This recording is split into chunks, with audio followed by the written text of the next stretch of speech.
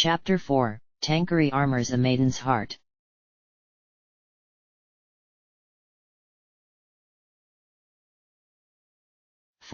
Tankery armors a maiden's heart.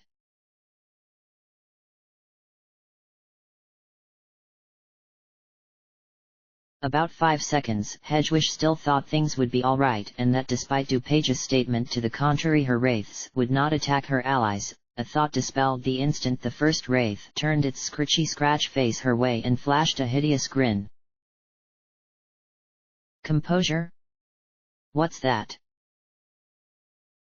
She sprinted full tilt in a direction, while on either side sprouted head upon head and hands upon hands, all twisting their fingers to catch her.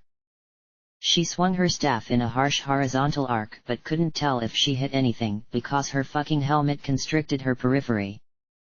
Stumbling backward still on the tail end of a swing, she clutched at her head and wrenched off the helmet only for her next step to land on a sudden sharp decline.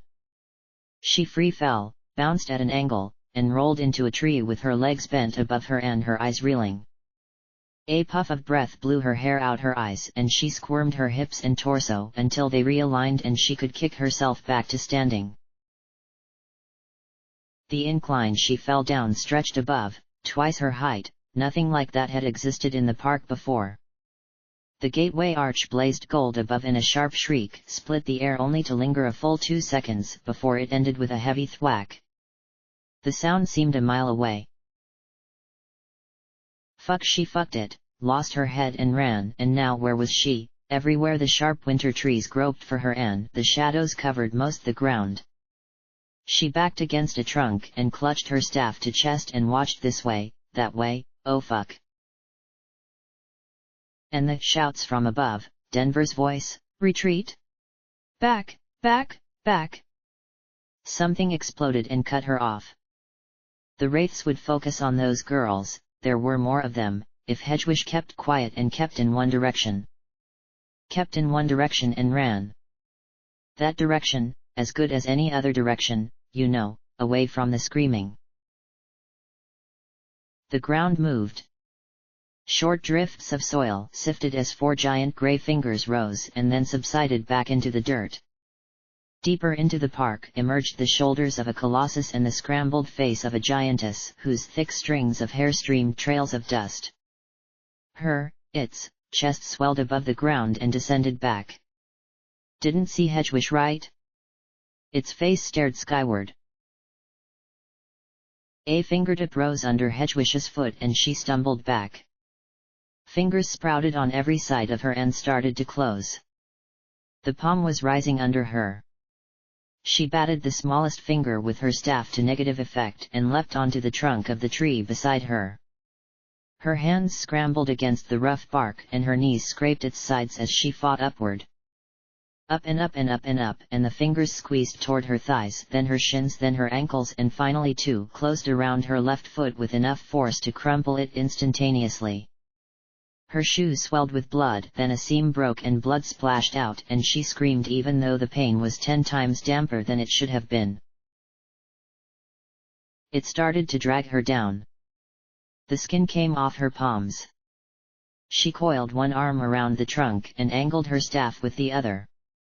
The heart-shaped tip lit up a bright pink and fired a heart-shaped beam just broad enough to cover the monster's cracked fingernail. To magical girls, her attacks healed them. To wraiths, it did almost negligible damage. This abomination didn't even flinch, but it did slow its downward pull, and with the slickness of her blood, she yanked her foot from its grasp. The hand continued to pull down as if unaware she had escaped, and she didn't give a shit about that. She climbed the tree as quick as she could until she reached a branch not too brittle to break beneath her. She propped her back in the crook between trunk and branch and shoved her foot in front of her. Desolated, it didn't exist as a foot. More like a broken bag of glass. She bit her lip and aimed her staff, and the same dumb heart beam streamed out with a psychedelic video game sound effect. 1, 2, 3 seconds of concentrated healing. 4, 5. The misshapen lump slowly coalesced back into its original form. She leaned her head back against the trunk. Her eyes settled on the green where the fight began. DuPage and Aurora stood in the center. They couldn't let her die. They couldn't. She was on their team. She tried to scream to them, but her hoarse voice caught and only a gag came out. In two halves near them was one of the St. Louis magical girls. Hedwig said in two halves, but she could only see one half. A pair of legs and a crescent swipe of blood extending from it. A few other girls were still fighting, including the girl in a tuxedo with a shovel, who was going absolutely apeshit, dancing around like a fucking nutcase and cutting wraiths to pieces with the spade like it was a goddamn ninja sword. Denver was gone, same with half her crew. Or else the wraith swarm was clustered so thick she couldn't see. The tree lurched to the side. Hedwig nearly fell off. Actually, she did fall, but her hands shot out and caught the branch, so she dangled with a half-healed foot. She dropped her staff and it stuck in the churned ground and wriggled as the tail of a snake coiled around the trunk and bent it. She couldn't see its head, its front half was burrowed underground. The roots came up. She clapped her feet around the tip of her staff. In her head, she visualized what she was going to do, and it was going to end with her far from the snake and with a clear path to flee. In a desk all day sorting spreadsheets, she could forget that offensive abilities or not, her body's raw physical ability outstripped what she had been as a human by far. So, let's do this. She swung from the branch. Her legs kicked up and launched her staff in the air, and she released herself seconds later. 2 backflips and she shot out her hand to catch the staff. Problem: the staff wasn't where she thought it was, so her hand clutched the air, threw off her balance, and landed her face first into the ground.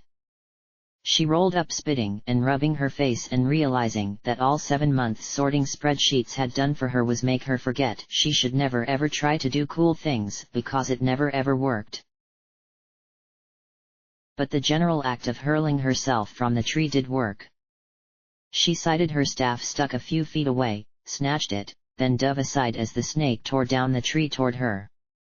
She barely cleared it, but she did clear it, but clearing it caused a new problem, because she dove toward the incline she originally fell down, not the way she wanted to go.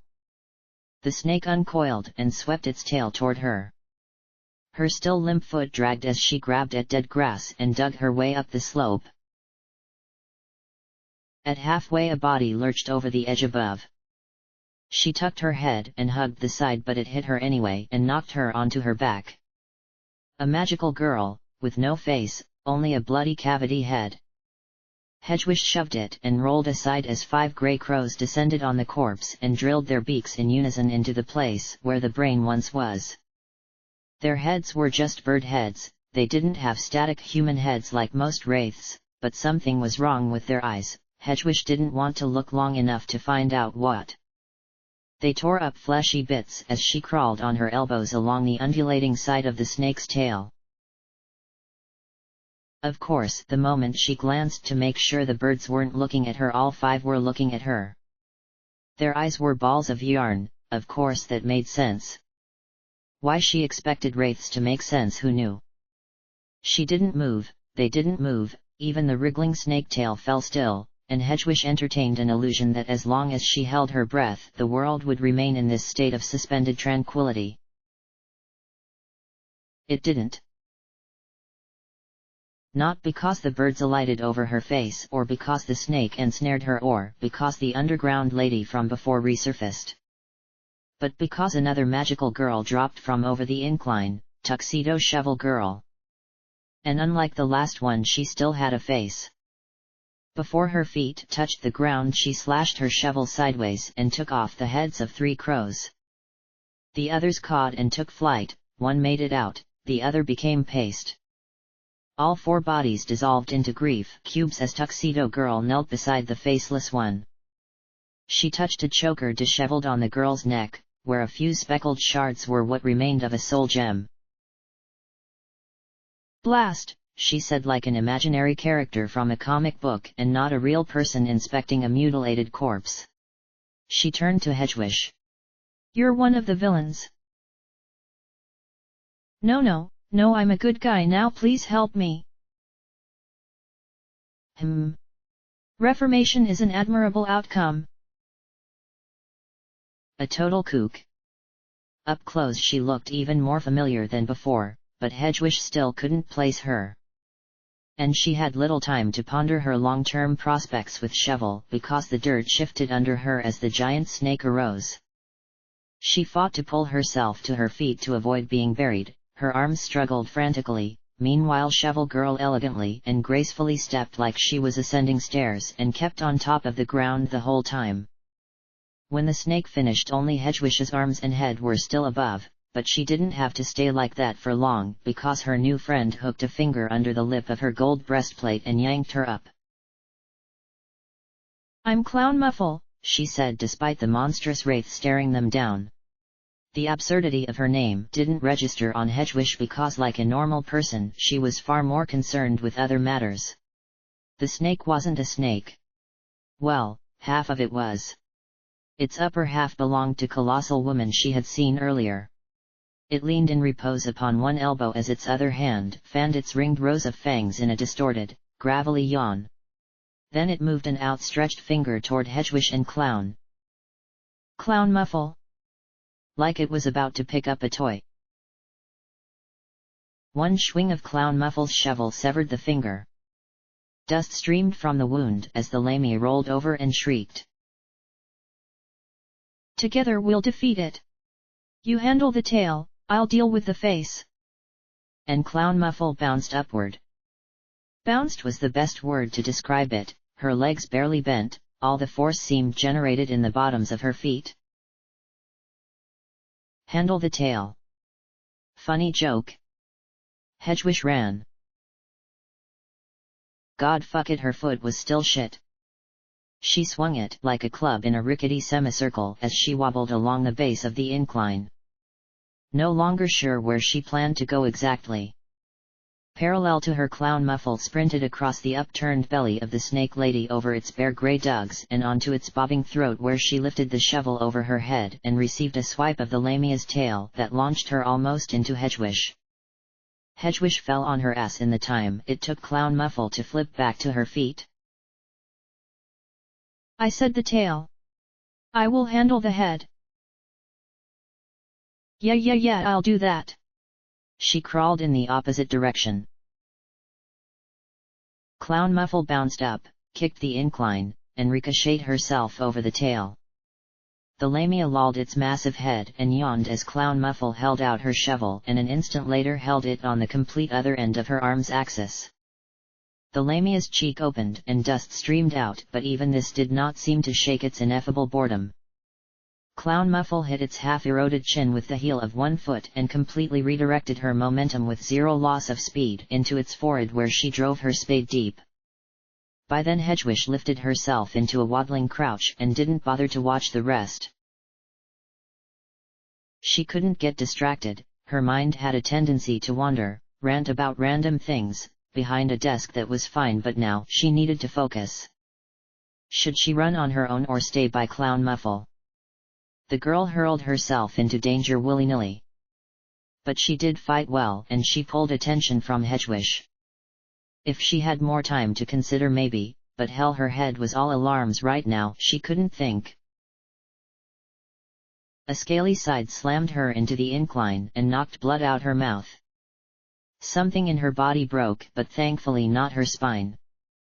She thought first she was under attack and looked where to dodge, but it wasn't an attack. The snake's tail thrashed as Clown Muffle went dumb on its face, cut after cut after cut, until even the monster's casual wrist movements and reposed languor broke and its face sparkled, even more static than before. The whole immense body sank into the soil. No scream or anything, just retreat. Clown Muffle didn't slow. Sand poured out the lamia's many open wounds as she bounded between trees and maintained a brisk aerial pace. Hedwig threw herself onto the ground to avoid the tail's spasms. It slammed so close to her it made her hair flutter. With her eyes pressed down, she could only hear a mingled buzz, a gravelly churn, and the constant clean metal swishes of the shovel. Finally the ground rumbled and went still. Hedgewish lifted her head and the lamia was gone. Clown Muffle landed beside her. Disappointing. Couldn't finish her. And your name? She proffered a hand that Hedgewish felt weird about taking. I'm. She couldn't just say Hedgewish, especially because she couldn't pronounce it. Lila. Oh, a cute name. Too bad your costume's atrocious. Great, awesome, I don't even disagree, but let's focus on getting out alive, yeah. Definitely. Clown Muffle span the shovel around her neck and slid back and forth with pointlessly limber motions, apparently because she was just too bored otherwise. Together we'll defeat Centurion DuPage. No, that's the opposite, that's not the thing I said. Escape. Escape. Clown Muffle shook her head and wagged her finger. Centurion DuPage summoned this miasma, so the fastest way to stop it is to defeat her. The way she said Centurion DuPage, blah. The same measured casualness the most indoctrinated Chicago toadies used. And with DuPage's preferred pronunciation. Like it wasn't utter absurdity, them standing here in the United States year 2013, almost 2014, and someone saying Centurion DuPage. Like it could really be someone's name. Even that Denver. Even if she claimed to stand against Chicago and all it stood for, she tromped up and shouted Centurion DuPage too. Every time made her a little more real. 5 times facing the mirror in a darkened bathroom. She and Clown Muffle launched upward, not because a wraith ambushed them, not because an attack sailed into them. No. Because Clown Muffle jumped, and she held Hedgewish by the wrist. Jumped right up the incline, dug a foot and 3/4 up, kicked off and ascended again until they both plopped right in the knoll under the arch with 10,000 shambling wraiths grinning to meet them. The shovel rolled around from its perch in the crook of Clown Muffle's neck, and before Hedgewish saw a thing 3 wraiths were dead and Clown Muffle charged into the horde. It actually baffled Hedgewish. Baffled her how Clown Muffle could 1. Swing her shovel in one hand like a fucking lawnmower and 2. Still drag Hedgewish along behind. As per her barely formulated plan, Clown Muffle didn't attempt to exterminate the entire horde. She cut a path inward to the little glint of gold visible above the bobbing heads, DuPage. And though they had 10 million enemies on all sides, they moved fast enough that not one attack even came close. That wasn't going to last. Hedgewish knew it, she knew it. Clown Muffle couldn't beat DuPage, that was fucking stupid to even think. Because. Wait, her armor is. It didn't fucking matter, Clown Muffle couldn't hear her, so much flickery distorted sound crackled all around them, screams and chuckles and shrieks. And they moved so fast, no way could Hedgewish say what she needed in time, maybe if they hashed a plan beforehand. Clown Muffle cut a slice of wraiths, and there DuPage and Aurora stood in a small clean circle clear of miasma. DuPage had her head leaned back as she muttered the tail end of a sentence to Aurora, something like, "Should check out the top." She apparently did not realize Clown Muffle had been coming, although Aurora's eyes were turned to her the moment she cut through. Then her eyes fell on Hedgewish, and Hedgewish rested free from Clown Muffle and held up her hands in as much supplication she could muster. No, don't worry, not with her, just mixed up. Magical girls fight wraiths, said Clown Muffle. One who instead creates them isn't fit to be called a magical girl, no. Someone actually made it to me. DuPage clapped her hands. I'm so excited, oh this is fantastic. I can't wait. Aurora started. I'll do absolutely nothing. It's mine. In a real fight with sane people, all that talking? Never would have happened. That was just a movie thing, everyone getting in their pithy quips. But obviously none of these people were sane.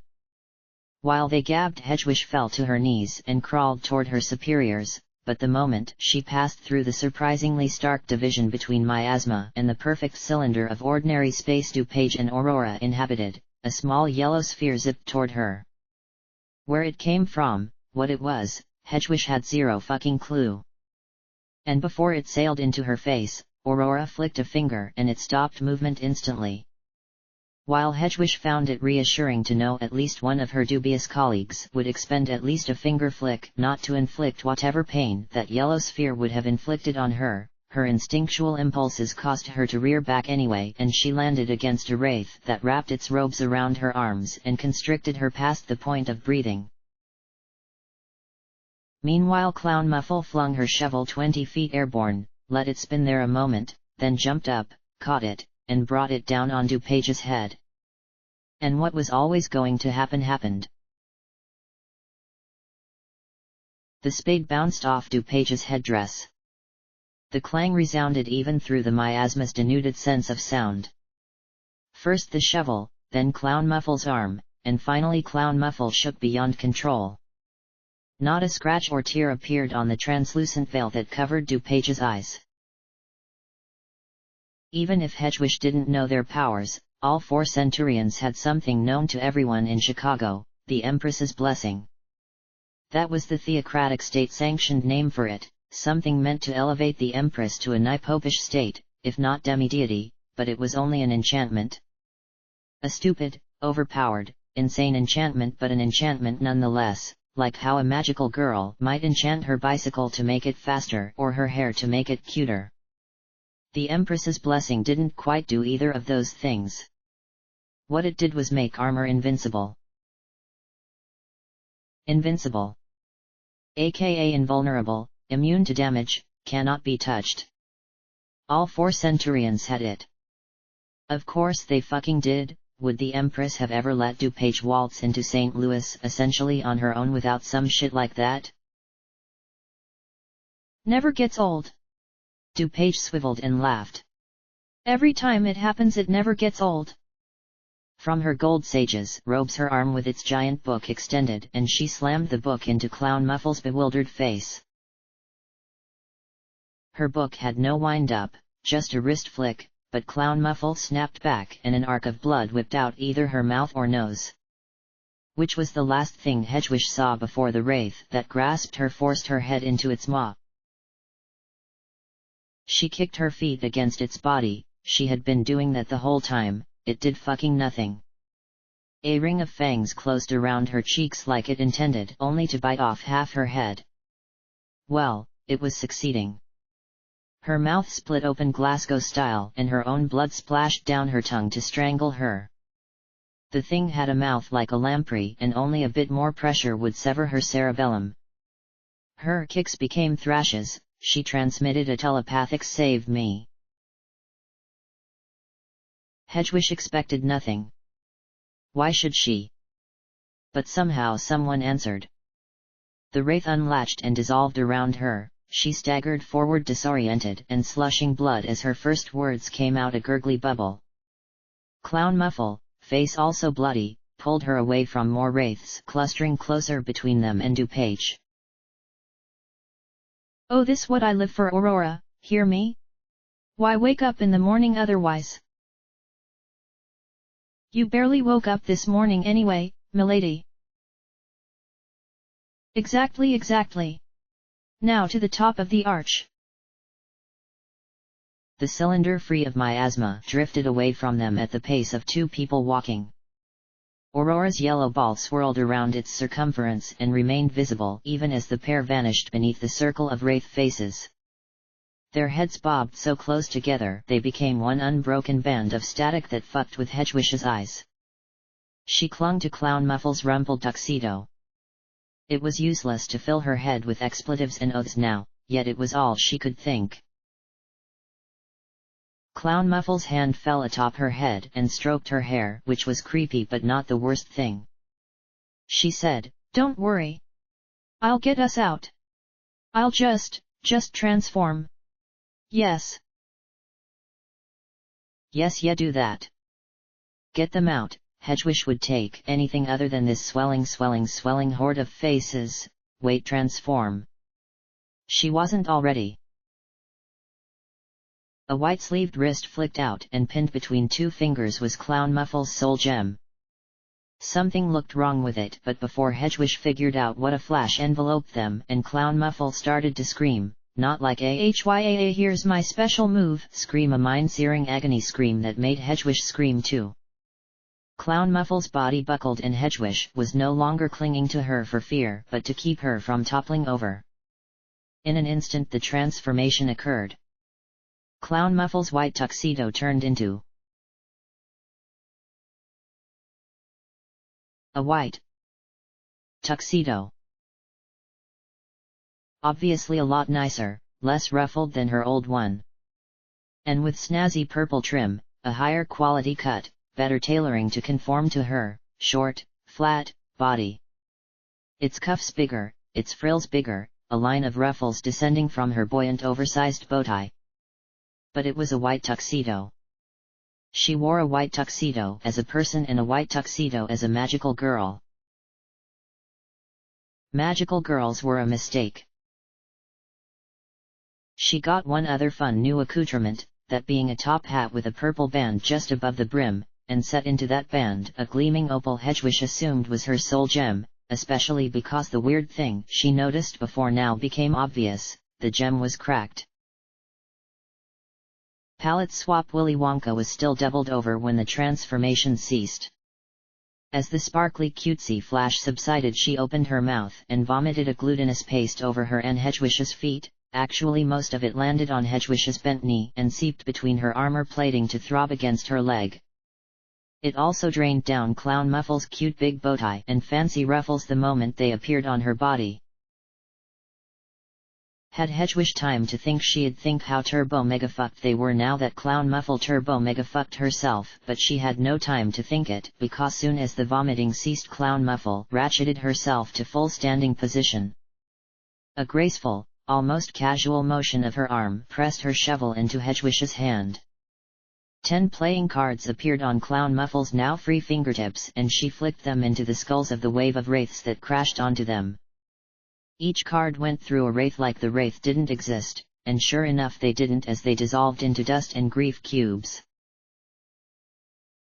She coughed a dollop of blood as a second wave shambled at them, then held her arms up and out her sleeves came flying an entire flock of pure white doves. The doves sailed between the listless flicker of the faces and coalesced further away, flapping back together into a big white ball of wings, and there they were, Clown Muffle, Hedwig, where the birds had been. Teleportation? She had seen others with it but never done it herself, and holy shit did it fuck her senses. The surroundings were different, the wraiths had their backs to them, they stood at one base of the giant silver arch, on a sloped walkway that led to an underground souvenir shop or museum or something, protected by a bunch of metal detectors and the hypnotized security guard from before. DuPage and Aurora probably went down there, right? There didn't look like any entrances directly on the arch itself, so that was probably where you went to go to the top. Clown Muffle swayed. She had done it a lot previously, her motions in combat were all liquid, but this time was far less steady. Her feet pattered left, pattered right, her head lolled. She lifted shaky arms as the color drained out, and while all the wraiths turned their heads toward them and chattered, the monkish robed ones and the ones with animal bodies, she fired from her sleeves a full 52-card pickup spray of diamonds, hearts, clubs, and spades. Then she staggered, the cards stopped coming, and her heart exploded. Straight out her chest. A black circle appeared where her heart was, dark enough to show even against the blood she had already barfed, and then it spurted open a horrible spray that launched across the dead grass. Clown Muffle slumped to her knees with a second smaller spurt, then fell face down and de-transformed into her uglier, somehow less bloody tuxedo. Her body went epileptic.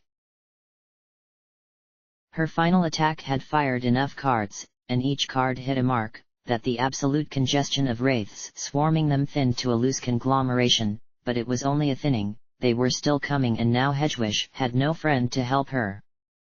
A jackal, hyena, some kind of plague dog with a human face lunged and sank its teeth into the leg. She rose to kick it away, the leg with her soul gem, although its fangs were much lower down. It dragged her to the ground and shook her until she beamed it with the shovel 2-3 times and disfigured its face into putty. It only relinquished her after it dispersed into cubes. She flopped onto her belly and stumbled upright as more came after her. The underground area, though, it had a narrow entrance and probably no other exits, it'd bottleneck them. She could do something. And since it was a downslope, she only had to tumble to reach it. She tumbled halfway down when she remembered Clown Muffle still shaking. No, fuck it, girl was meat now, half her innards had departed her body. But she was strong, fast, also a brain-dead moron who got them into this mess. No, what the fuck was she thinking? She couldn't let someone die. Useful, she was still useful.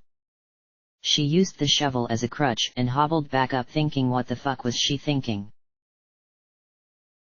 Another demon dog had Clown Muffle's head in its jaws.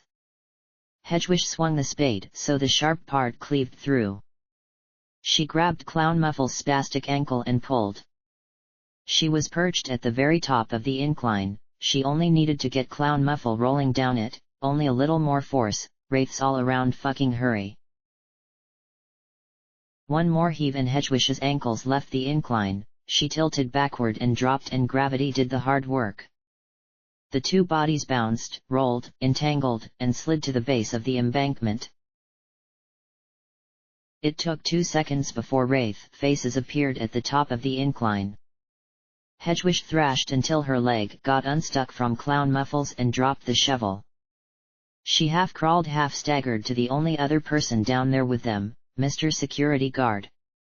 Wraiths tended not to eat humans, not the normal way at least. They let them wander around dazed and drained their soul energy? Who knew? Hedgewish skidded to one knee and searched his utility belt. Come on, we're talking a major American landmark here. 9/11 still happened once. The guy had to have a gotcha gun. Underground, after hours, her scant light sources coupled with her scant gun knowledge made it impossible to tell whether she held a Glock, a Sauer, some other make. She slid out the handgun's mag, and the shinier rounds inside were easier to make out. She approximated 15 or 20 before she slammed the mag back in, disengaged the safety, cocked the chamber. She searched Paul Blart's belt for more mags and scrounged 2 before she became aware of the wraiths ebbing into the underground area. Who? Okay. Standard training for Chicago girls with poor or non-existent combat included marksmanship and firearms handling. On top of that, Hedgewish knew a trick. She tapped her gun with her hand and a pink glaze enveloped it. It became smoother, glintier, less heavy. An enchantment. Enchantments were the #1 most underrated form of magic a magical girl could employ. People liked their big flashy weapons they summoned out thin air, the kind that never ran out of ammo so long as the girl had energy. But shit like that expended energy fast because the girl used her own soul to both create the weapon and create its payload. An enchantment piggybacked off the work a real, physical object already did. Hedgewish's gun still shot bullets which still did the kind of damage a bullet did, and all because of some powder igniting and launching said bullets supersonic into someone's brain. None of that chemical reaction drained an iota of Hedgewish's power. But for a little extra kick, all Hedgewish needed to do was imbue it with the bittiest fleck of her own magic, and bam! Now it was that much more powerful. And she barely had to waste anything to accomplish it.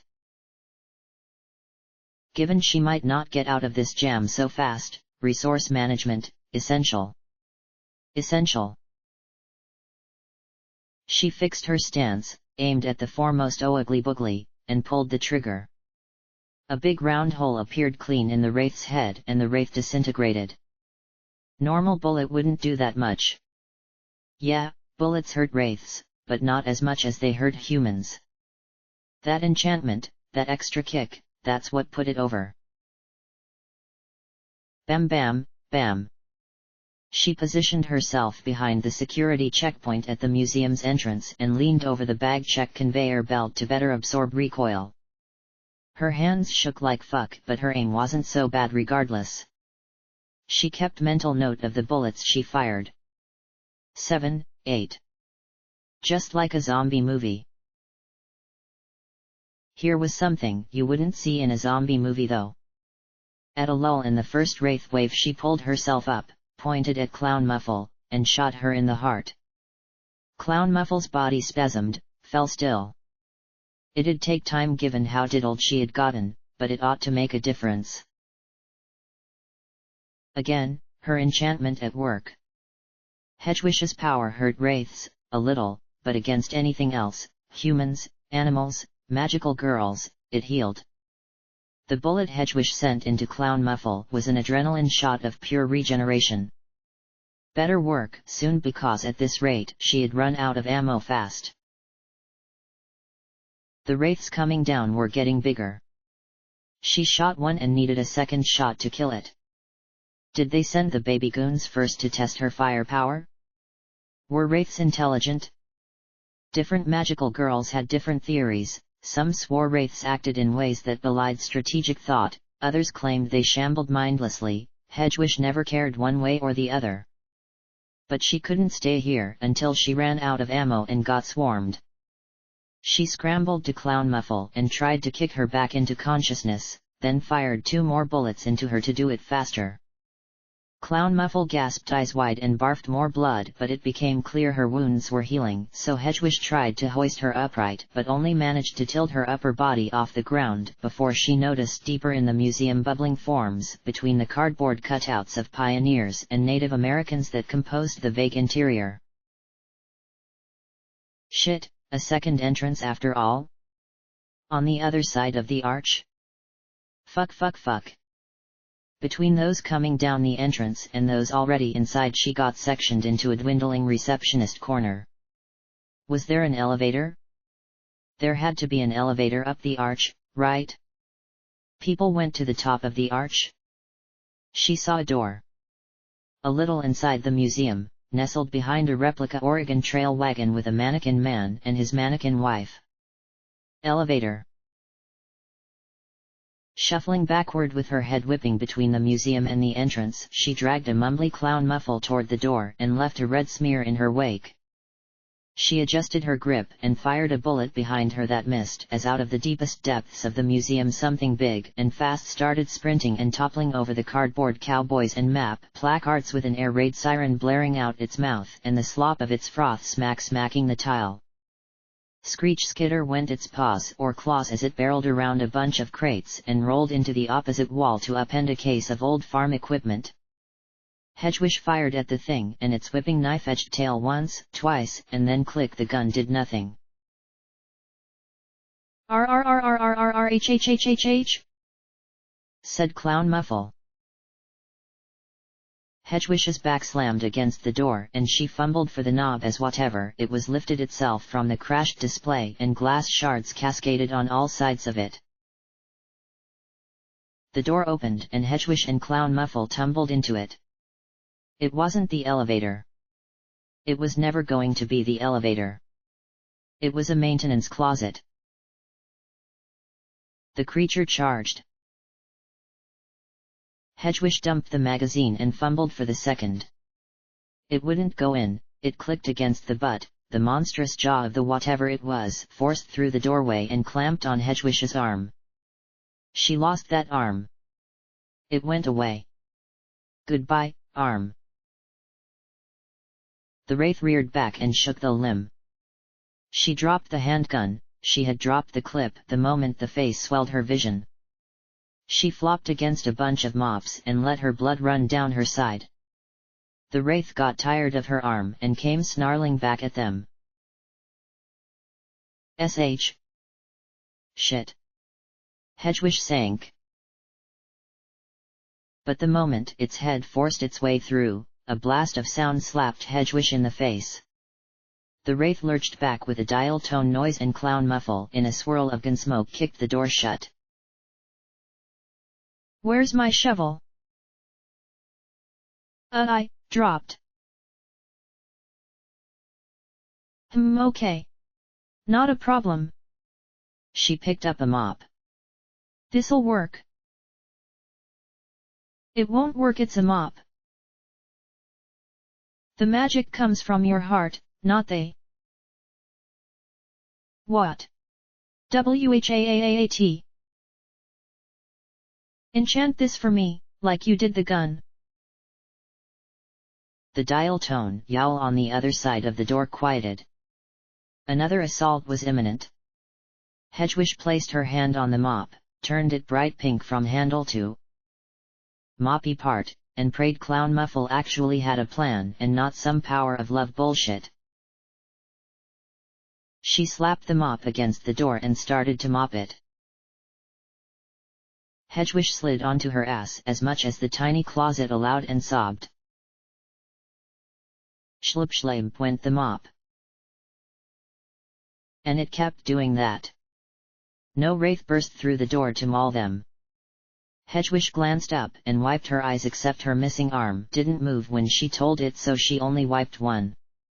Every time Clown Muffle swiped the mop across the door, it expunged a gloopy gush of hot pink liquid that shimmered even in the total darkness. Almost the entire door was covered with the stuff, and Clown Muffle started to apply it to the other walls. This'll keep them from coming in. An entire door covered in Hedgewish's magic. One might call it a magical barrier. The closet soon reeked of magnified lemon lime soap. Or at least it'll mask our scent. Clown Muffle propped herself on the mop, clapped her hands, and surveyed her work. Then she expelled a breath and slid to a seated position beside Hedgewish. So Lila, why's your costume so hideous? Lila. Yes, that was her real name. More constructively, why does your costume mismatch your personality?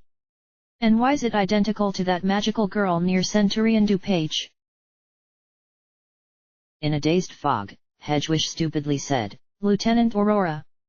She only realized after the fact that Clown Muffle would henceforth append the lieutenant to every utterance of the name. Yes. You two did not appear to be twins, but even in the rare instance of twins who both become magical girls, identical costumes are even rarer. Is she your close friend and one of you based your costume on they? No, you're all wrong, it's Chicago. Chicago. We She placed her hand over her eyes and tried to think how to phrase this, tried not to think how absurd the conversation was. Everyone in Chicago, except the big bosses, they all wear the same costume. There's this lady, we call her the Handmaiden, she can change the way people look, faces, clothes. You choose to let her do this? No way, I hate this fucking shit, you think I like this shit? They make everyone do it. Clown Muffle jolted upright.